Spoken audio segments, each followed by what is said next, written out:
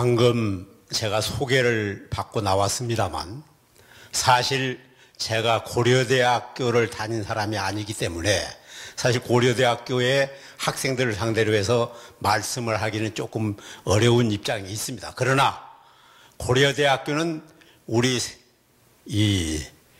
우리나라뿐만 아니라 세계적으로 널리 알려진 명문 중에 명문 학교이기 때문에 저도 고려대학교에 대한 상세한 내력을 알고 있습니다. 더군다나 방금 여러분들께 말씀드린 우리 김유진입니다. 이름이 그 4.19 당시 바로 2학년이었고 그 다음 해에 고려대학교 총학생회장을 역임을 했는데 여러분들께서 보시니까 머리가 어떻습니까? 완전히 빛나리죠. 그때 여러분들의 선배인 그 김상희라고 하는 가수가 있습니다. 아십니까? 김상희 가수. 고려대학교 법학과를 그때 다녔는데 그 김상희 가수가 부른 노래가 대머리 총각입니다. 그런데 바로 그 대머리 총각의 모델이 이 김유진이다 하는 것을 제가 김상희 가수로부터 직접 들어본 바 있습니다. 그래서 여러분들께서 사실 이 대머리 그 당시에는 총각이었겠지만은 나중에 결혼을 해서 지금 이렇게 했는데 이분이 14대 국회의원을 역임하신 분입니다. 그래서 오늘 이 자리에서 강의를 사실 우리 김유진 의원이 해야 되는데 저를 소개를 했기 때문에 제가 이와 같이 말씀을 드리는 것을 양해하시기 바랍니다. 제가 4.19 55주년을 맞이해서 사실 여러 군데 다니면서 말씀을 드리고 있습니다. 심지어 중학교에서 요새는 강의를 많이 합니다. 어제도 강북구에 있는 미양중학교에서 전교생을 상대로 해서 강의를 하고 왔습니다. 근데 오늘 고려대학교는 진짜 큰 기대를 했습니다. 왜? 4.19의 바로 원천이 고려대학교 4.18 데모에 있기 때문입니다. 고려대학교 4.18 데모는 고려대학교가 지금 100년 역사 속에서 가장 위대한 학교의 역사가 되어 있습니다. 4.18 데모는 학교의 역사뿐만 아니라 우리나라의 역사고 세계 혁명 사상 가장 빛나는 그러한 의거였다 하는 말씀을 드립니다. 지금 늦게 저 뒤에 참석하셨습니다만 우리 이재영 씨라고 잠깐 일어나 보세요. 우리 여성 동지입니다. 그 당시에 4.19 당시에 명성여고 2학년에 재학 중이면서 혈서를 여학생의 몸으로 무명지를 깨물어서 혈서를 2번이나 썼던 그런 위대한 역할을 했습니다. 4.19 혁명 소녀입니다. 여러분들께서 아마 러시아의 안내의 일기를 기억하실 겁니다. 그런데 바로 저 이재영 씨는 4.19 혁명의 일기를 썼던 그런 소녀가 지금도 아주 할머니가 돼 있어야 하는데 아주 팽팽한 저런 얼굴로 나와 있습니다. 박수 한번 보내주십시오. 또 여기에 앉아 계신 지금 여러 4.19 동지들이 많이 와 있습니다. 건국대학교를 다녔던 백운호 선생, 우리 청주에서 그야말로 학생들을 이끌었던 우리 신광성 선생, 김용철 선생, 전북대학교 총학생회장이었던 김용화 선생, 또 동국대학교의 리더였던 이순권 선생, 모두 나와 계십니다. 또 고려대학교에 저기 우리 김중석 목사님도 계시고 또 그 옆에는 우리 조지현 목사님도 계시고 이와 같이 4.19 당시에는 고등학생이었던 대학생이었던 심지어 중학생이었던 사람들까지도 모두 일어났었습니다만 그러나 고대 4.18 시위는 우리나라 역사상 엄청난 파동을 일으켰습니다. 저는 그 당시에 전북대학교 3학년에 다니고 있었습니다만 전주에서 제가 고려대학교 4.18 데모를 했다는 기사를 신문으로 보고, 그 당시에는 텔레비전이 없으니까 요새처럼 생생하게 보도가 안 됐습니다만, 그러나 신문에 그 이튿날 신문이 났는데 고려대학교 학생들이 1000여 명이, 국회의사당이 그때는 시청 앞에 있었습니다. 거기까지 진출했다가 거기에서 바로 고대의 선배이신 이철승 선배가 국회의원으로서 나와가지고 이제는 여러분의 뜻이 모두 전달이 될 테니까 학교로 돌아가십시오, 이렇게 말씀을 했습니다. 그때 고려대학교 총장이 유진호 박사였습니다. 그 유진호 박사가 나중에 내가 결혼할 때 주례까지 서 주신 분인데, 그 유진호 박사도 그 자리에 나오셔가지고 학교로 돌아갈 것을 종용을 했고, 그래서 학생들이 데모를 마치고 질서정연하게, 그야말로 질서정연하게 고려대학교 안암동 이 캠퍼스로 돌아오는 길인데, 그때 종로 사가와 청계천 사가 사이에 천일극장이라는 데가 있었습니다. 바로 그 앞에서 대기하고 있던 자유당 깡패들이 쇠몽둥이를 들고 와가지고 학생들을 무자비하게 구타를 하기 시작했습니다. 그건 구타가 아닙니다. 폭행입니다. 그래서 그때 고려대학교 학생들이 100여 명이 쓰러졌습니다. 그 당시에 신문에 보면은 고대생 1명 사망, 그리고 퀘션 마크가 붙어있는 신문기사가 지금도 나한테 있습니다. 사망이라고는 딱 해버렸으면 죽은 사람인데 퀘션 마크를 붙였어요. 근데 다행히도 그 학생이 죽지 않고 살아났기 때문에 그날 폭행을 당해가지고 죽은 사람은 없었습니다. 그러나 100여 명이 부상을 당했습니다. 그것도 쇠몽둥이에 맞았기 때문에 엄청난 큰 부상을 당했습니다. 귀가 먼 사람, 머리가 깨진 사람, 다리가 부러진 사람, 이것이 그 당시 실태였습니다. 자유당 독재 정권이 말하자면 자기네들의 정권을 보유하기 위해서 엄청난 폭행을 저질렀고, 그것도 어린 학생들의 평화적인 시위를 막았던 겁니다. 그러면 그것이 4.19 혁명의 기폭제냐? 그건 아닙니다. 4.19 혁명은 그 전에 12년 전에 집권을 했던 이승만이가 초대 대통령이 되면서부터 바로 가부장적인 역할을 했기 때문에 나온 겁니다. 가부장이라는 것이 무엇입니까? 집안에서 아버지가 모든 것을 다 독점하고 명령하고 아내의 말은 듣지도 않고 자식들은 아예 깔봐버리고, 그게 가부장의 권위입니다. 그 당시에 이승만 대통령은 똑같이 그 가부장적인 역할로 대통령을 했습니다. 대통령이 민주주의 국가에서 가부장적인 역할을 하면은 나라가 제대로 굴러가겠습니까? 그러니까 야당에서 비판하고 온갖 신문들이 다 비판을 하고 났습니다. 그러면은 무조건 이승만 정권은 잡아넣는 게 일이었습니다.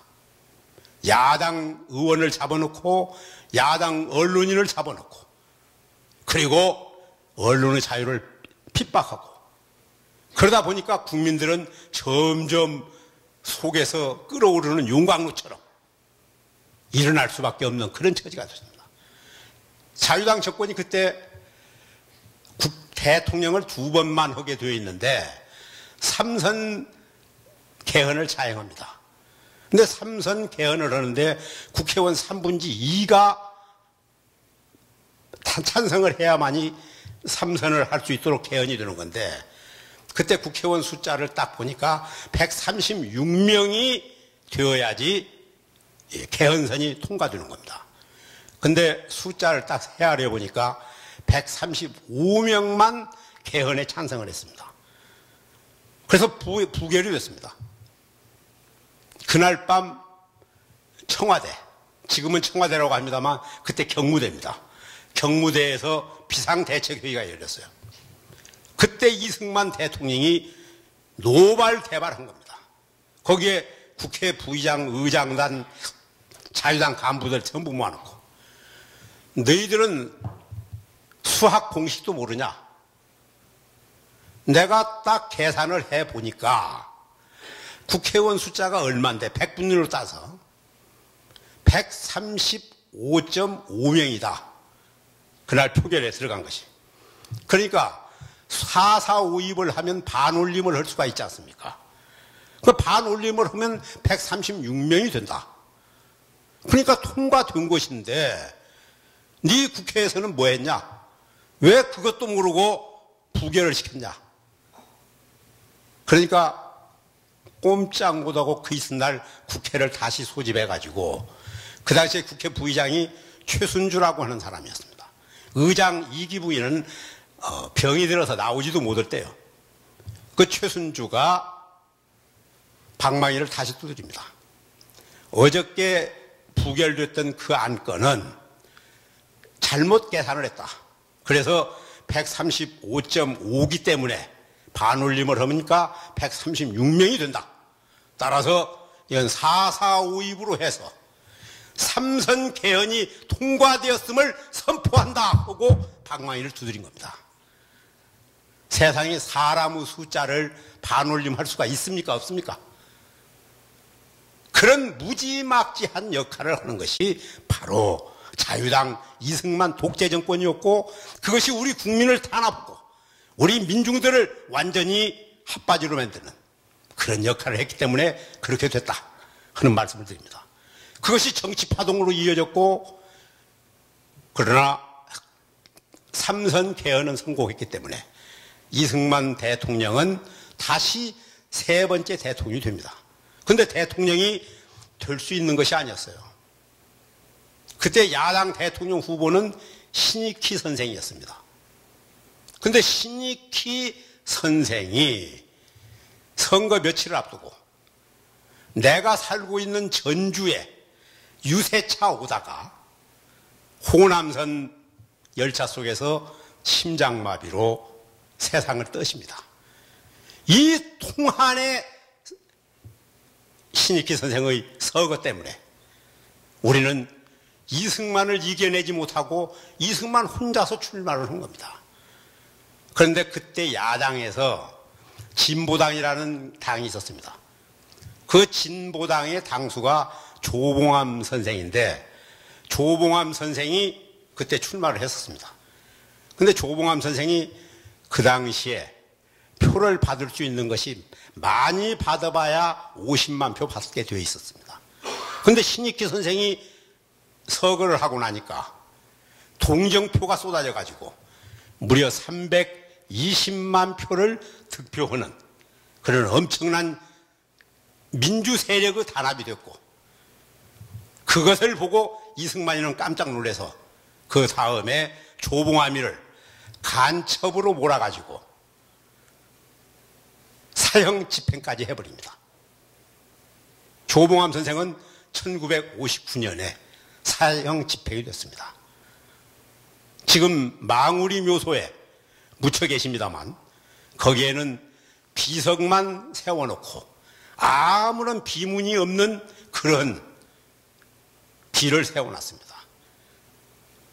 작년에 그 가족들이 재심 청구를 해서 간첩의 누명을 벗고 무죄 판결을 받았다는 것도 여러분들께서 아셔야 할 겁니다. 이와 같이 삼선개헌, 정치파동, 발차 교환은 이런 것들이 전부 다 자유당 정권에 의해서 저질러지면서 4선째가 됩니다. 네 번째 또 대통령을 하겠다고 나섭니다. 그런데 도저히 국민들의 여론은 이승만이를 찍을 아무런 생각이 없을 때요. 그래서 획책한 것이 부정선거 획책입니다. 부정선거라는 것은 뭐 고무신 사주고 옛날에는 그런 것이 있었습니다. 근데 그것은 아주 고전적인 부정선거였고, 그때 자유당에서 최인규라고 하는 내무장관이 획책한 부정선거의 그 내력을 보면은 경찰과 군인, 공무원을 총동원해가지고 선거를 치렀다, 이런 겁니다. 그러면 어떻게 하느냐? 선거함을, 투표함을 바꿔치기 하는 겁니다. 투표함을 하나 빈통을 놓고 투표를 받습니다. 그리고 가져갈 때에는 자기네들이 만드는 다른 투표함을 가지고 가는 겁니다. 투표함 바꿔치기. 그 다음에 5인 착통제라는 것이 있습니다. 5사람을 한 묶음으로 해가지고 그걸 투표하고 나와서 5사람이 서로 이렇게 표를 보여주는 거예요. 공개 투표죠. 그러면 이승만이를 찍은 것이 다 드러날 거 아닙니까? 안 찍으면 그 사람은 5인 작통해서 말하자면 요시 찰린 문구이 되는 겁니다. 그래서 그런 부정선거. 심지어 군인들은 영내에서 투표를 하면은 장교가 저쪽 뒤쪽에 앉아 있습니다. 투표함 속에 아무도 있어서는 안 되지 않습니까? 근데 저쪽 장막 뒤에 딱 구멍을 뚫고 장교가 보고 있는 거예요. 그럼 투표할 때 이승만이를 찍으면 가만히 있고, 만일 야당을 찍으면 그때는 그 사람은 소위 왕따가 되는 겁니다. 이러한 부정선거를 획책을 해가지고 전국을 이승만 일색으로 만드는 그런 역할을 했던 것이 자유당의 3.15 부정선거 계획이었다.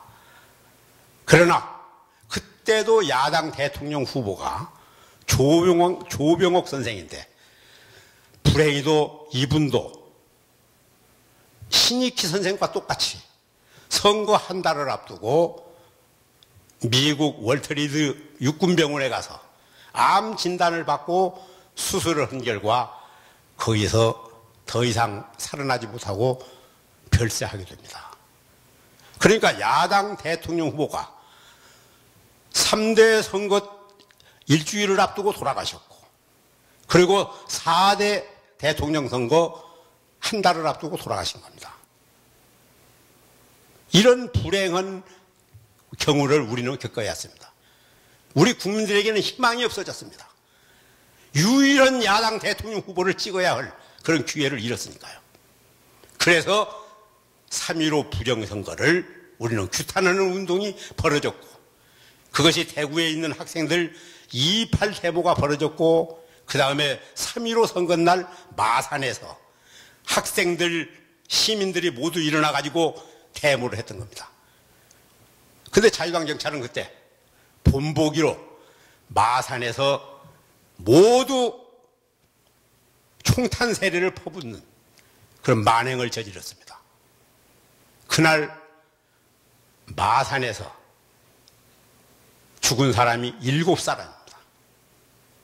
다친 사람은 100여 명이 넘습니다. 이게 3.15 부정선거 마산 의거에 대한 탄압이었습니다. 그러자 전국에서 불꽃처럼 일어납니다.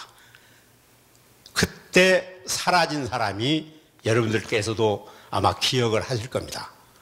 김주열 학생입니다. 그 김주열이는 전라북도 남원 출신인데, 남원에서 중학교를 졸업하고 이모가 있는 마산에 가서 마산 상고에 시험을 치렀습니다. 합격증을 받았어요. 그때는 4월 달부터 학기가 시작되기 때문에 3.15 때는 아직 마산상고 학생은 아닙니다. 그러나 마산상고 1학년에 합격한 사람이요. 그 김주열이가 그날 데모에 선두에 섰다가 행방불명이 되어버립니다. 그 김주열이 어머니가 권찬주 여사인데, 그 권찬주 여사가 남원에서 마산까지 가가지고 내 아들을 찾아내라, 내 자식이 어디 갔느냐, 울부짖고 다녔습니다. 그것이 도하 모든 신문에 다 보도가 됐고, 그걸 본 모든 국민들이 가슴에서 우러나오는 그 분노를 참지 못하고 다 같이 김주열이 찾기 운동에 나섭니다. 그러나 김주열이는 4월 11일 마산 앞바다에 처참한 시신으로 떠오릅니다. 3.15 날 김주열이 시신을 커다란 돌멩이에다가 묶어갖고 마산 앞바다에 경찰들이 버렸습니다. 그런데 마산 앞바다에 가라앉아 있어야 할 시신이 하늘이 도와서 그 묶었던 끈이 풀려갖고 시신이 떠오른 겁니다. 그 시신의 전경을 보고 분노하지 않은 국민은 아무도 없습니다.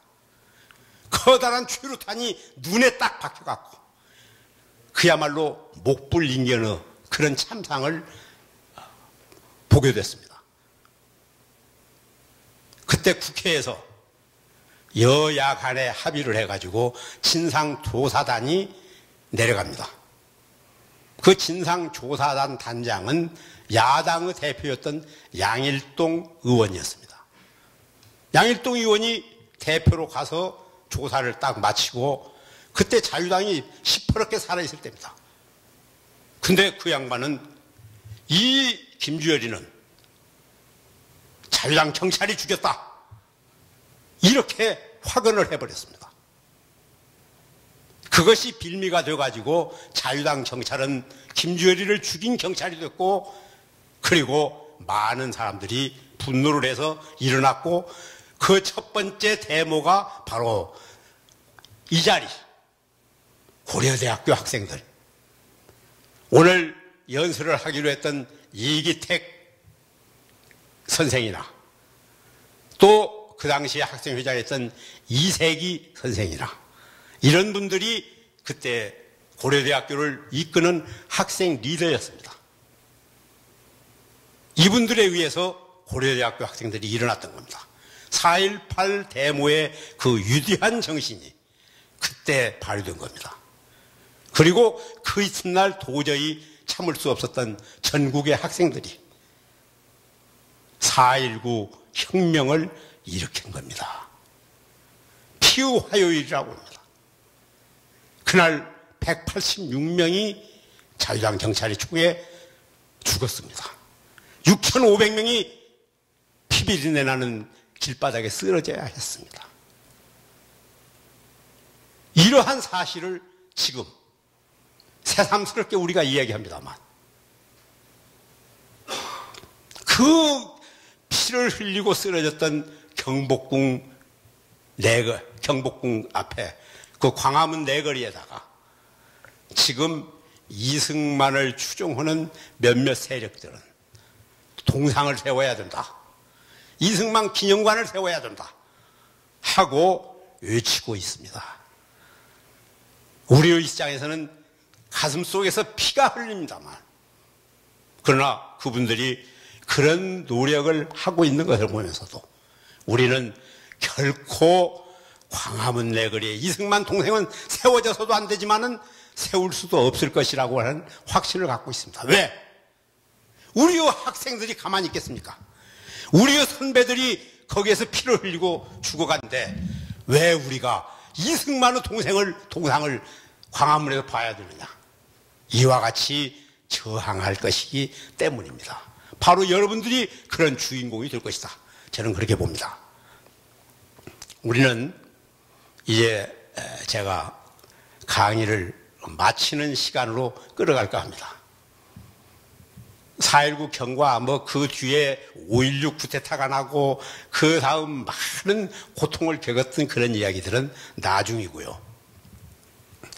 우리는 여러분들도 앞으로 이 사회의 큰 리더가 될 것이라고 생각합니다. 근데 리더는 어떤 역할을 해야지 리더냐, 이걸 여러분들이 아셔야 됩니다. 그냥 높은 자리에 올라가면 리더냐? 일단은 리더가 되겠죠. 근데 리더는 리더로서의 역할과 자기 사명과 책임과 의무를 다하는 것이 리더입니다.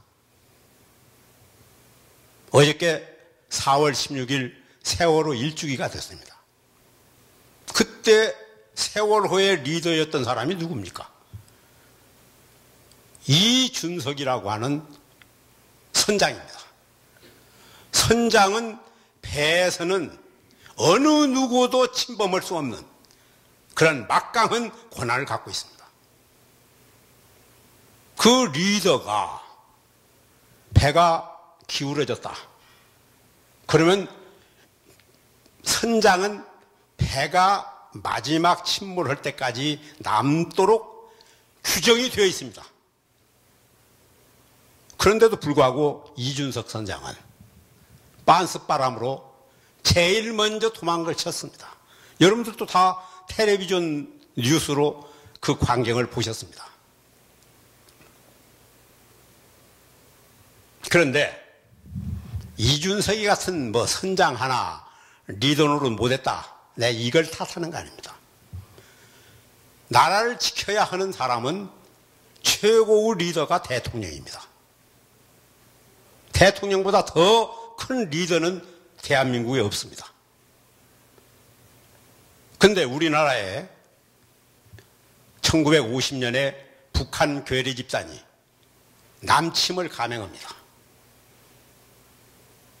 그러면 우리나라가 침략을 당했다 하면은 우리의 대통령은 자기가 제일 앞장서서 이 침략을 막겠다 하고 나서야 되는 겁니다. 그래 또 말은 그렇게 했습니다. 서울 시민들이여 안심하라. 지금 38선에서는 용감한 우리 국군들이 북한 괴뢰군들을 모두 물리치고 38선을 넘어서 며칠 있으면 평양에 가서 점심을 먹을 것이다. 그러니까 서울 시민들은 동요하지 말고 그대로 서울을 지켜주기 바란다. 이렇게 방송을 했습니다. 그러니까 서울에 계신 많은 시민들이 대통령께서 저렇게 말씀하시니까 이 서울은 안심이구나. 누구도 피난 갈 생각을 못했습니다. 근데 그 방송을 한 장소가 어딘지 아시겠습니까? 서울에서 방송을 해야 되는데 이미 이승만은 대전으로 도망을 쳐서 대전 방송국에서 서울을 향해 가지고 그 방송을 했습니다. 자기 몸은 이미 한강다리를 넘어갔는데 서울 시민들은 한강다리 넘지 말고 그대로 앉아 있어라. 이렇게 방송을 한 겁니다. 세월호에서 여러분들 선장은 먼저 도망쳤는데 방송에 뭐라고 나왔습니까?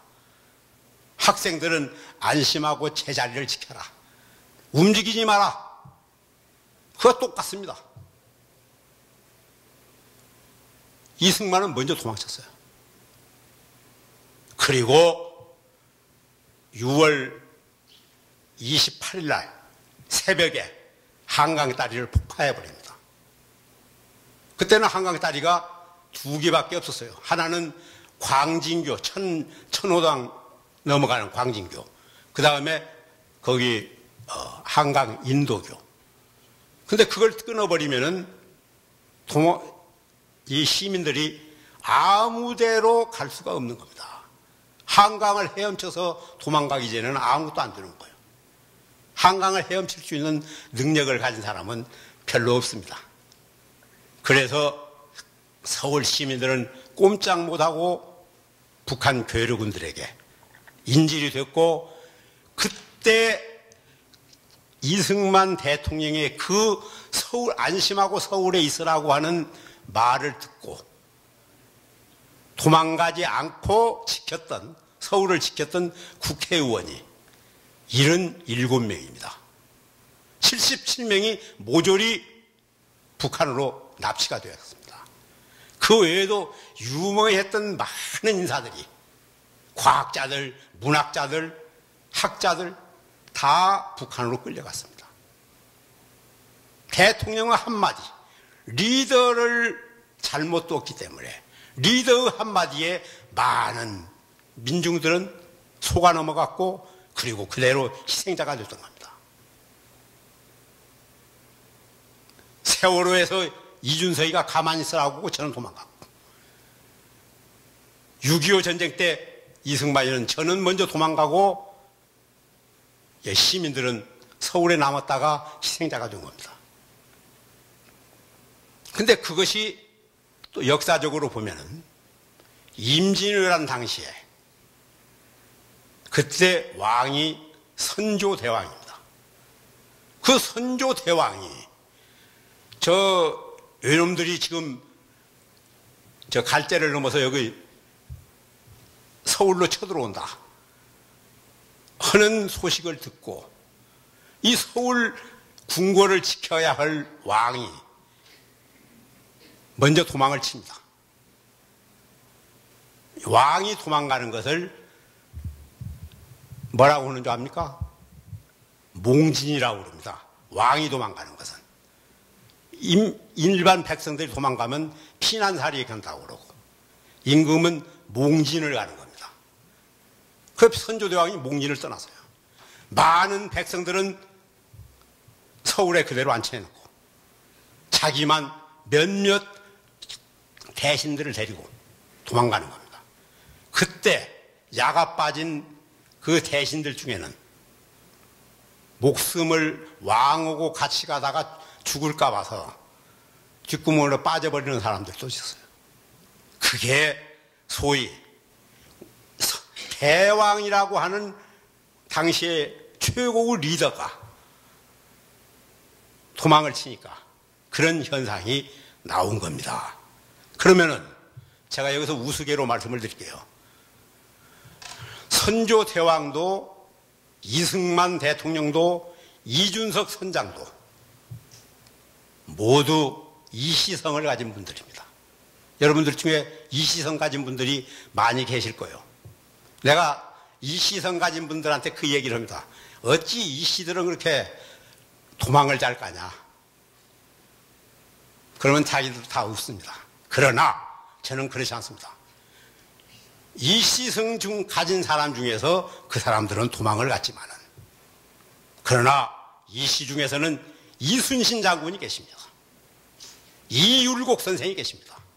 이분들은 나라를 지키기 위해서 10만 양병설을 주장했고, 그리고 실제적으로 울돌목에서 외놈들을 쳐부셨고 한산도 대첩을 이뤘고, 이런 어마어마한 나라 지킴을 했던 분들 중에서도 이 씨들은 훌륭한 분이 많다 하는 것을 말씀을 드립니다. 여러분들은 이제 리더가 될 겁니다. 이 사회의 가장 우수한 리더로서 엄청난 역할을 하려고 생각합니다. 그러나 그 리더가 되기 위해서는 그러한 책임과 자기의 의무와 역사적인 사명감을 꼭 지킬 수 있어야만이 리더로서 역할을 하지, 자리가 높다고 해서 리더가 아니다, 이 말씀을 제가 드립니다. 따라서 4.19 55주년을 기해서 오늘 이 자리에 많은 학생들이 참석은 안 했습니다만, 그러나 한 사람이 10사람 목, 100사람 몫을 할 수 있는 분들만 이 자리에 와 계신다고 나는 생각을 합니다. 그렇기 때문에 여러분들께서는 오늘 이 역사적인 4.19 55주년 기념을 하기 위해서 저와 같이 많은 노령의 공로자들이 이 자리에 참석해서 여러분들과 같이 토론의 장을 마련했다 하는 것으로 여러분들께서 오늘 이 자리가 뜻깊은 자리였다고 생각을 해 주시기를 바라면서 제 말씀을 모두 가름하도록 하겠습니다. 오래 경청해 주셔서 대단히 감사합니다.